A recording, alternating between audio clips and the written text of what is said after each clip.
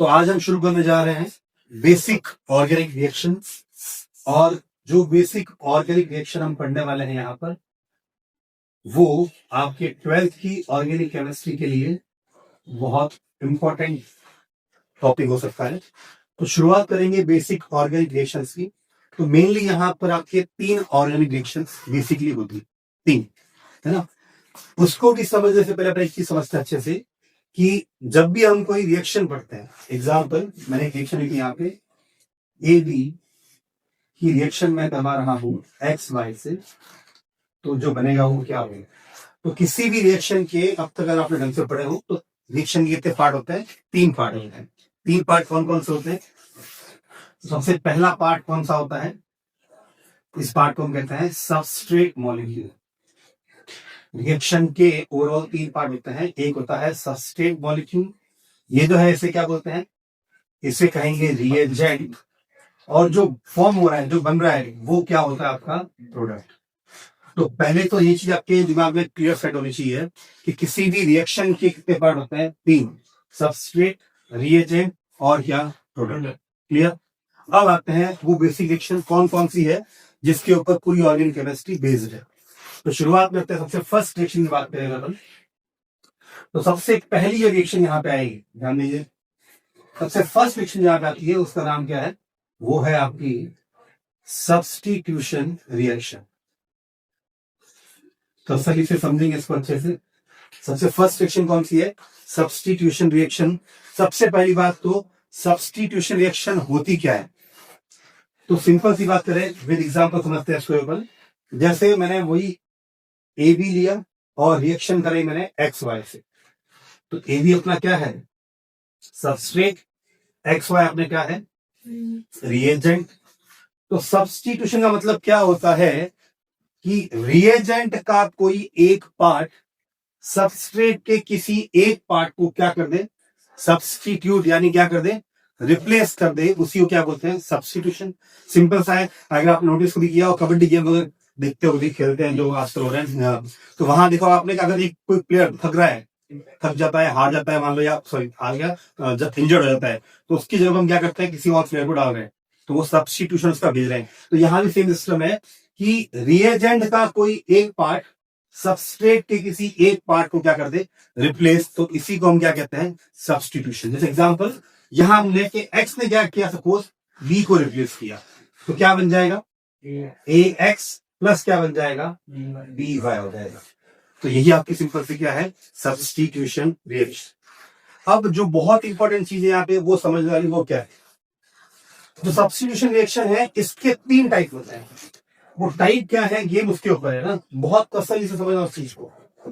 अगर बात करूं टाइप्स ऑफ सब्स्टिट्यूशन रिएक्शन, तो सब्स्टिट्यूशन रिएक्शन ही 3 टाइप की होती है। कौन कौन सी? तो सबसे पहले आते हैं, सबसे फर्स्ट रिएक्शन कौन सी होती है? तो सबसे फर्स्ट होती है न्यूक्लियोफिलिक सब्स्टिट्यूशन रिएक्शन। दूसरी होती है इलेक्ट्रोफिलिक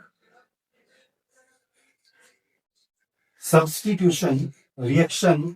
और थर्ड होती है अपने पास फ्री रेडिकल सब्स्टिट्यूशन रिएक्शन। अब ये आपको बेसिक आता होगा अच्छे से कि न्यूक्लियोफाइल क्या होते हैं, इलेक्ट्रोफाइल क्या होते हैं और फ्री रेडिकल्स क्या होते हैं। नहीं पता, शॉर्ट पे समझ लो। न्यूक्लियोफाइल का मतलब क्या हो गया? नाम से मालूम पड़ता है, न्यूक्लियोफाइल। न्यूक्लियो मतलब न्यूक्लियस, न्यूक्लियस में मेन चार्ज कौन सा? पॉजिटिव। तो पॉजिटिव को लव करने वाला, फाइल का मतलब होता है लविंग स्पीसीज। तो पॉजिटिव लविंग स्पीसीज को क्या बोलते हैं? न्यूक्लियोफाइल। अब पॉजिटिव को लव कौन करेगा? नेगेटिव। यानी जिनके पास भी नेगेटिव चार्ज होता है, ये मेन बात हो रही है, हालांकि और ऑप्शन बहुत सारे इसके हैं। तो मेन बात करूं तो जिनके ऊपर भी नेगेटिव चार्ज होता है वो सब क्या होते हैं? न्यूक्लियोफाइल। नेक्स्ट क्या है? Electrophilic substitution. तो अगेन इलेक्ट्रोफिलिक मतलब इलेक्ट्रॉन लविंग स्पीसीज। तो इलेक्ट्रॉन को लव कौन करेगा? प्लस वाला। तो ये पॉजिटिव वाला क्या हो जाएगा? इलेक्ट्रोफिलिक सब्स्टिट्यूशन हो जाएगा। और बात करें फ्री रेडिकल, तो पता हो आपको अच्छे से कि जब भी सनलाइट की प्रेजेंस में क्या होता था? Homolytic fission. तो क्या बनते थे हमेशा? Free radical. फ्री रेडिकल मतलब ऐसी स्पीसीज जिसमें एटम के ऊपर सिर्फ क्या हो? सिंगल इलेक्ट्रॉन होता है। ठीक है। अब पॉइंट क्या आपका वो समझो, तो बेसिक बात थी पॉइंट क्या है, जो बहुत ज्यादा काम की चीज है, 12th के लिए अपन को ये क्यों पढ़ना पड़ रहा है, वापस सुनो ध्यान से। आपको याद ये रखना है, सुनना बेटा अच्छे से, यहाँ जो फर्स्ट रिएक्शन आ रही कौन सी, न्यूक्लियोफिलिक सब्स्टिट्यूशन रिएक्शन, जिसे मैं शॉर्ट में कहता हूं NSR। इसको आप दिमाग में फिक्स कर लो। जितने भी हम पढ़ने वाले हैं एल्काइल हैलाइड, एल्काइल हैलाइड जितने भी होंगे सबके सब क्या शो करेंगे, NSR रिएक्शन देंगे। अब एल्काइल हैलाइड मींस क्या, तो हैलाइड का मतलब तो क्या हो गया, हेलोजन। हेलोजन कौन से होते हैं, FCl, लिखो सही, Br और I, ये तो हो गया आपके हेलोजन। और साथ में क्या है, एल्काइल। एल्काइल को पता है ना, आर को हम कहते हैं एल्काइल। जिनको नहीं पता वो शॉर्ट में समझ लो फटाफट से। जैसे एग्जाम्पल के तौर पे CH4 क्या है, methane. CH4 is the methane. अगर मैं इसमें से एक हाइड्रोजन को रिमूव कर दूं, ऐसे फ्री कर दूं यहां से, तो अब ये क्या बन गया, ये बन गया मिथाइल। जैसे C2H6 क्या होता है, इथेन। अगर एक या दो हाइड्रोजन कम कर दो तो क्या बन जाएगा, ये इथाइल। तो एल्केन में से जब अपन हाइड्रोजन को कम करते हैं तो क्या बन जाता है, वो एल्काइल। यहां में से कह सकते हैं कि अगर alkane group as a substituent है तो उसे हम एल्काइल मानते हैं। तो सिंपल सी बात आपको जो दिमाग में फिक्स कर लेनी है वो क्या है, कि जहां पर भी एल्काइल हैलाइड लिखा हुआ आता है वो 99% क्या शो करेगा, NSR शो करेगा, न्यूक्लियोफिलिक सब्स्टिट्यूशन रिएक्शन देगा। कैसे देगा कि करने वाले इसको करने। सेकेंड बात क्या लिखा है अपन ने, इलेक्ट्रोफिलिक सब्स्टिट्यूशन। ये रिएक्शन कौन शो करता है, तो ये रिएक्शन शो करते हैं सारे के सारे कौन, एरोमेटिक कंपाउंड। और एरोमेटिक का मतलब अगर मैं सिंपल में बात करूं फिलहाल अभी, हालांकि इसके 3-4 रूल थे, हक्का रूल होता सब था, बट सिंपल में बात करूं मैं अगर, तो एरोमेटिक का मतलब बेंजीन वाले कंपाउंड, फिलहाल आप ये मान। और फ्री रेडिकल में क्या होता है, यहां स्पेशल क्या होता है, यहां होता है halogenation of alkene. Free radical substitution में क्या होता है, यहां होता है हेलोजिनेशन ऑफ एल्केन।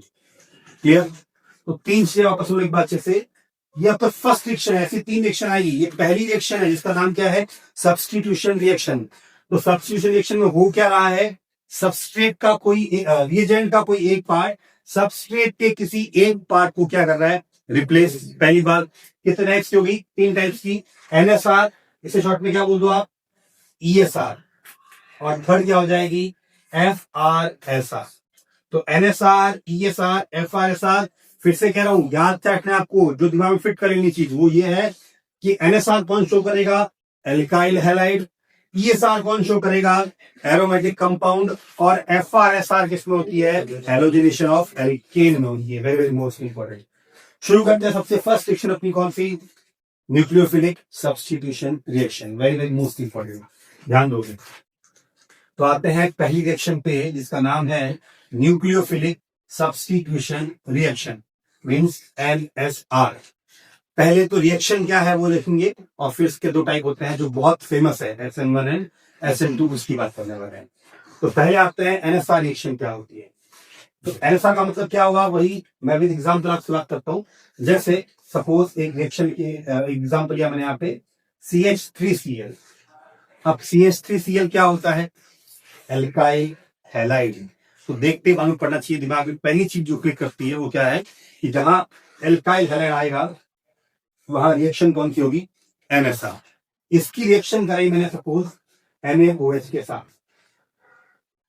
अब रिएक्शन क्या होगी, तो हमने क्या बोला, सब्स्टिट्यूशन मींस क्या था, कि रिएजेंट का कोई एक पार्ट सबस्ट्रेट के किसी एक पार्ट को क्या कर दे, रिप्लेस। वही सब्स्टिट्यूशन होता है।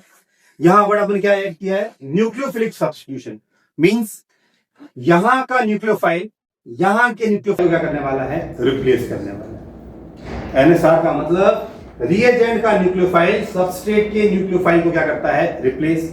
अब ढूंढना क्या आपको, न्यूक्लियोफाइल ढूंढना है। तो अगर मैं सिंपल बात करूं, सिंपल वे में, तो Na क्या है, सोडियम क्या होता है, sodium is a metal, metal के चार्ज क्या, पॉजिटिव। OH क्या हो जाएगा, नेगेटिव। और अगर मैं कार्बन और हेलोजन को कंपेयर कर रहा हूं तो हेलोजन की En क्या होती है, इलेक्ट्रोनेगेटिविटी ज्यादा होती है, यहाँ नेगेटिव, यहाँ क्या आ जाएगा, पॉजिटिव। तो अगर सिंपल वे में बात कर रहा हूं सिर्फ फिलहाल कि NSR क्या होती है, तो इसके OH ने क्या किया, इसके Cl को यहाँ से क्या कर दिया, रिप्लेस, क्या बन गया, CH3OH मीन्स अल्कोहल प्लस क्या बन जाएगा, NaCl। ये तो सिंपल रिएक्शन हुई कि NSR होता क्या है, यहाँ तक क्लियर। अब आ जाते हैं कि NSR जो है उसके दो टाइप होते हैं, कौन कौन से, SN2 एंड SN1। सारा फोकस इस पे करना है क्योंकि SN2 SN1 के ऊपर क्वेश्चन श्योर है, एग्जाम में छपेगा, कंफर्म है। तो पहली रिएक्शन क्या है, SN2 bimolecular nucleophilic substitution reaction. Reaction क्या है, कैसे होती है, समझेंगे अच्छे से अपन। तो फिर से अगर मैं इसका एग्जाम्पल लूं पहले तो रिएक्शन क्या हो रही है कि ये लिया अपन ने वही अपना एल्काइल हैलाइड और रिएक्शन करा दी मैंने किससे, किसी भी एक बेस के साथ, KOH NOH कोई भी लो, हमको किससे मतलब है, हमको सिर्फ क्या चाहिए, न्यूक्लियोफाइल चाहिए। तो यहाँ पर न्यूक्लियोफाइल कौन, OH, यहाँ न्यूक्लियोफाइल कौन, Cl। तो OH क्या कर देगा, Cl को यहाँ से रिप्लेस कर देगा। तो रिएक्शन तो सिंपल सी ये हो रही है, लेकिन जो दिख रहा है इतना आसान नहीं है। SN2 रिएक्शन में हमको यहाँ लग क्या रहा है कि OH ने Cl को रिप्लेस कर दिया, काम खत्म। तो कैसा सिंप्लीफाई नहीं होता। आएंगे इसको समझ देखेंगे, इसके मैकेनिज्म पे, और बहुत फोकस से समझना इसका मैकेनिज्म, क्या मैकेनिज्म होता है इसका। तो अगर बात करें अपन SN2 रिएक्शन की, सबसे पहले यहाँ जो CH3Cl दिया है, यहाँ कार्बन की वैल्यू से अगर आप चेक करो तो कार्बन के पास 3 तो हाइड्रोजन है और एक क्या है, क्लोरीन है। मतलब अगर कार्बन के पास 4 बॉन्ड है सिंपल से, तो यहाँ जो और चारों के साथ बॉन्ड है सिग्मा बॉन्ड, तो यहाँ हाइब्रिडाइजेशन क्या आता है, sp3। और जहां हाइब्रिडाइजेशन क्या होता है, sp3, उसकी शेप क्या होती थी, टेट्राहेड्रल, है ना। मतलब ये सब क्यों बोल रहा हूं मैं, क्योंकि अपन इसको विद डायग्राम समझेंगे अच्छे से, ताकि चीजें समझ में इजीली आए। अगर मैं CH3Cl की स्ट्रक्चर बनाता हूं एज अ टेट्राहेड्रल शेप, तो क्या बनेगा, CH, यहाँ Cl, और ये कुछ इस तरह से आ जाएगा। क्या शेप है ये, इसका मतलब क्या होता है, समझो अच्छे से, एक बार अच्छे से प्रॉपर जैसा आएगा। यहाँ क्या सिस्टम है, यहाँ कार्बन के पास 3 हाइड्रोजन और Cl इस तरह से है, ये और ये, यानी ये हाइड्रोजन और ये वाला क्लोरीन तो कहाँ होता है, ये एक ही प्लेन में। तो ये प्लेन का मतलब क्या, तो ये हाइड्रोजन और ये क्लोरीन क्या है, एक ही प्लेन में है। ये दो हाइड्रोजन आपको दिए हुए हैं, इसमें इसको हम क्या बोलते हैं, इसे तुम कहते हैं वैज, और किसे क्या बोलते हैं, डैश। क्या मतलब इसका भी अपन समझेंगे कुछ एग्जाम्पल से कि वैज क्या है, डैश क्या है। तो ये लिया अपन, ये वाला एल्काइल है सेम का सेम, और अब मैंने इसकी रिएक्शन करवा दी किससे, यहाँ न्यूक्लियोफाइल कौन है, OH। तो अपना पॉइंट क्या है कि जो न्यूक्लियोफाइल है वो Cl को रिप्लेस कर रहा है, बट सबसे बड़ी दिक्कत क्या है यहाँ पे कि OH के पास इतनी पावर है ही नहीं कि वो Cl को यहाँ से डायरेक्टली रिमूव कर सके। तो यहाँ पे किया है, यहाँ क्या लिखा अपन ने, OH ने क्या किया, Cl को ऐसे हटा दिया, बट OH के पास इतनी पावर एक्चुअल में है ही नहीं कि वो Cl को, क्लोरीन को यहाँ से रिप्लेस कर पाए। हम ये मान सकते हैं, मान रहे, लेट कर रहे हैं कि OH की इलेक्ट्रोनेगेटिविटी या OH की पावर जो है वो Cl से क्या है, कम है कंपेरेटिवली, तो Cl रिप्लेस नहीं कर पा रहा। तो अपने बहुत बार एग्जाम्पल समझा भी है कि अगर एक पर्सन है अपने पास, कौन, खली, और एक कोई छोटा बच्चा है, मान लो खली बैठा है एक ऐसी चेयर के ऊपर, जो चेयर कैसी है, मूवेबल, याद हो आपको तो, है ना। और वो बच्चा जा रहा है खली को हटाने के लिए, तो वो बच्चा उस चेयर से, कुर्सी से खली को खींच के हटा नहीं पाएगा, पावर कम है उसके पास। तो दूसरा ऑप्शन क्या होता है, अगर आपको Cl को हटाना ही है, अगर उस खली को हटाना ही है किसी बच्चे के थ्रू, तो वो क्या करेगा, वो जाएगा यहां से और चुपचाप से क्या करेगा, पीछे से अटैक करेगा। और अगर पीछे से अटैक करेगा 2-3 बार, तो क्या चेंजेस होंगे, कैसे होगा, समझो अच्छे से। तो यहाँ क्या होता है, यहाँ कुछ ऐसा होता है कि जैसे ही OH ने पीछे से अटैक किया, यहाँ क्या होता है, पहले ध्यान बड़ा अच्छे से, यहाँ पहले ये OH जो है वो यहाँ पे लूज बॉन्ड से आके बैठ जाएगा। OH ने क्या किया, पीछे से अटैक किया। बैक अटैक क्यों हुआ, क्योंकि OH क्लोरीन को सामने से रिप्लेस नहीं कर पाया। तो जब बैक अटैक करेगा तो OH लूज बॉन्ड से आके वहां बैठ गया, ठीक है। बाकी और क्या हुआ, बाकी सेम का सेम रहेगा यहाँ पे, क्या, ये अपना क्या था, वेज वाला एच हाइड्रोजन, ठीक है, ये अपना क्या हो गया, डैश वाला हाइड्रोजन।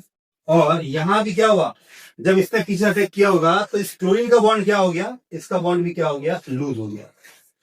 जब OH ने अटैक किया बैक साइड से तो OH लूज बॉन्ड से कनेक्ट हुआ इधर, और क्लोरीन का बॉन्ड क्या हो गया, हल्का सा लूज हो गया। अब पॉइंट यहाँ पे क्या है, समझो अच्छे से, ये जो आपके बनाया आपने, इससे बोलते हैं ये अपना क्या बनता है, ये अपना है इंटरमीडिएट। अगर आप ढंग से देखोगे तो इस इंटरमीडिएट में कार्बन की वैलेंसी कितनी होनी है, 5 होनी है ना, 1 2 3 4 और 5, जबकि नॉर्मली कितनी होती है वैलेंसी, 4। यहां बन गया 5 वैलेंसी का इंटरमीडिएट। अब जो चेंजेस इसमें आने वाले हैं उसको समझते हैं। क्या समझना है आपको यहाँ पे, जैसे ही OH यहाँ पे परमानेंट अटैक करके बैठेगा, मतलब मान लेते अपन कि उस बच्चे ने क्या किया, खली को परमानेंटली धक्का दिया, या फिर 2 3 4 बार धक्का दिया होगा, तब जाके वो वहां से हटा होगा, सपोज 10 बार दिया होगा, 15 बार दिया होगा, वो हट गया और फाइनली कौन आके बैठ गया अपने पास, वो बच्चा बैठ गया आके। तो यहाँ भी क्या हो रहा है कि ये OH जो है वो अब क्या हो गया, ये OH अब परमानेंटली यहाँ पे आके बैठ गया, इधर परमानेंट ऐसे परमानेंट आ गया। और ये वैसे का वैसे ही क्लोरीन यहाँ से क्या हो, परमानेंटली बाहर चला गया, इलेक्ट्रॉन लेके लूज हो गया। और अब जो मेन चीज हो रही है आपके साथ वो देखो, अब क्या हुआ, क्योंकि वो चेयर, मान अपन ने ये अज्यूम किया था कि वो चेयर है, वो घूमने वाली चेयर, रोटेटिंग चेयर है। तो इन दोनों की जो पोजीशन थी, जो हाइड्रोजन पहले कहाँ था, बैक पे था, वो कहाँ आ जाएगा, फ्रंट में, और फ्रंट वाला हाइड्रोजन कहाँ आ जाएगा, बैक पे। यानी वेज वाला चला जाएगा डैश पे, डैश चला जाएगा वेज पे। उसको शो करने के लिए फिलहाल मैं इसको ऐसे बना रहा हूँ यहाँ पे, समझने के लिए कि इसको थोड़ा यहाँ फिक्स कर दिया मैंने, सिर्फ ये समझने के लिए अपन ने कि भाई यहाँ पे पोजीशन क्या हुई है, एक्चुअली में चेंज हुई है और कुछ ये इसका। तो यहाँ क्या हुआ है, अगर आप ढंग से समझो, मेन मोटिव क्या है, SN2 में मेनली क्या हो रहा है, SN2 में जो न्यूक्लियोफाइल भाई साहब हैं वो कहां से अटैक कर रहे हैं, बैक अटैक कर, है ना। हालांकि बैक अटैक का रीजन ये नहीं है रिएक्टिविटी, समझूंगा बैक अटैक क्यों हुआ यहाँ से। तो ये क्या कर रहा है, ये कर रहा है बैक अटैक यहाँ पे, और बैक अटैक करने से क्या बन रहा है, इंटरमीडिएट, देन क्या बनता है आपका फाइनली वो कंपाउंड। इस बैक अटैक के प्रोसेस को हम क्या बोलते हैं, इसे हम कहते हैं इन्वर्जन। क्योंकि यहाँ बैक अटैक हुआ है इसलिए इसे हम क्या बोलते हैं, इसे हम कहते हैं इन्वर्जन। इसको एक्सप्लेन करने वाला साइंटिस्ट था वाल्डन, उसको हम वाल्डन इन्वर्जन ही कहते हैं। अब इसको समझते हैं प्रैक्टिकली कि ये क्या हुआ और कैसे हुआ, और बैक अटैक क्यों करना पड़ गया, कुछ बातें और भी आप समझेंगे अपन, तो ध्यान देना। तो मान लेते हैं स्ट्रक्चर कुछ ऐसी है मेरे पास, समझ लो थोड़ा सा अच्छे से, स्ट्रक्चर अपने पास कुछ इस तरह की है।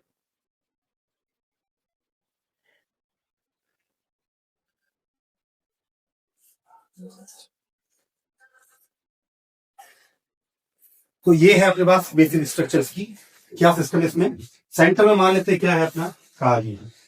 अब इस कार्बन के पास क्या है, एक हाइड्रोजन और एक क्लोरीन, तो क्या है, एक ही प्लेन है। तो मान लेते हैं ये हाइड्रोजन है और ये क्या है, सपोज ये यहां लेते हैं, तो ये हाइड्रोजन और ये क्लोरीन, ये क्या है, ये आपका प्लेन, मेरा हाथ मानकर प्लेन है, तो ये हाथ, ये प्लेन हो गया। तो ये दोनों जो बॉन्ड है, हाइड्रोजन और क्लोरीन, दोनों कहां है, दोनों एक ही प्लेन पे है। और इस प्लेन के बाहर की तरफ कौन है, ये हाइड्रोजन, और इस प्लेन के पीछे की तरफ क्या है, ये वाला हाइड्रोजन। तो ये स्ट्रक्चर को अपन इमेजिन करते हैं, ये स्ट्रक्चर ये वाली स्ट्रक्चर है। अब इसमें क्या हो रहा है, कौन अटैक कर रहा है, इसमें अटैक कर रहा है आपके कौन, OH। अब OH यहां से अटैक कर नहीं पा रहा, नहीं करे रीजन समझूंगा आपको भी क्या होता है, बट यहां से अटैक नहीं कर पा रहा। तो ये वैसा क्या करता है, तो ये अटैक करता है कहां से, बैक से। अब जब बैक से अटैक करेगा, समझना बेटा अच्छे से, अगर इसने बैक से अटैक किया, बहुत इंपॉर्टेंट चीज, अगर इस OH ने बैक से अटैक किया, ये शिफ्ट हो गया, ये यहां से क्या हो गया, रिमूव, और इन बॉन्ड्स की पोजीशन भी क्या हो जाएगी, चेंज। जो पहले ये फ्रंट में था, ये कहां आ जाएगा, बैक में, और बैक वाला कहां आ गया, फ्रंट में। अगर आप ढंग से समझो इस चीज को, तो ये ग्रुप और ये ग्रुप मैंने क्या लिए हैं, सेम। तो यहां पे क्या हो रहा है, ये पोजीशन चेंज तो हो रही है, लेकिन क्या मतलब लगता है कि कौन सा कहां गया, तो दोनों ग्रुप क्या थे, सेम थे। इसका मतलब ये चेंजेस तो हुए, लेकिन को आइडेंटिफाई करना मुश्किल है कब तक, अगर ग्रुप यहाँ पे क्या है, सेम है। यानी अगर थोड़ा सा आप चेंज कर दो माइन्यूट सा, मैं क्या कर रहा हूँ, ध्यान दो बेटा, आप जो मेन चीज समझने की थी, मैंने क्या कर दिया, यहाँ ले लिया डी और यहाँ क्या ले लिया, मान लेते हैं टी। डी और टी याद है आपको, हाइड्रोजन के 3 आइसोटोप होते हैं, रोडियम, ड्यूटेरियम और ट्राइटियम। आइसोटोप वही, ये तीनों है तो हाइड्रोजन ही, लेकिन तीनों के मासेस क्या होते हैं, डिफरेंट होते हैं। तो एच लिया मैंने, यानी अब मैं थोड़ा सा चेंज करता हूँ यहाँ पे, कि मैं क्या कर रहा हूँ, मैं यहाँ पे एक ग्रुप अलग लगाता हूँ। ध्यान देना, अब मैं वापस को समझा रहा हूँ, उसको रिपीट कर रहा हूँ प्रॉपर तरीके से। जैसे इस वाले केस में क्या किया गया, इस वाले केस में अब तीनों ग्रुप क्या लिए गए, डिफरेंट लिए गए। ये ग्रुप अलग है, ये ग्रुप अलग है, ये ग्रुप अलग है, और ये तो अलग है ही है। तो ये क्या बन गया, यहाँ कार्बन के चारों ग्रुप क्या है, अलग अलग। अगर कार्बन से अटैच चारों ग्रुप अलग होते हैं तो उसे क्या कहते हैं, उसे कहते हैं काइरेल कार्बन।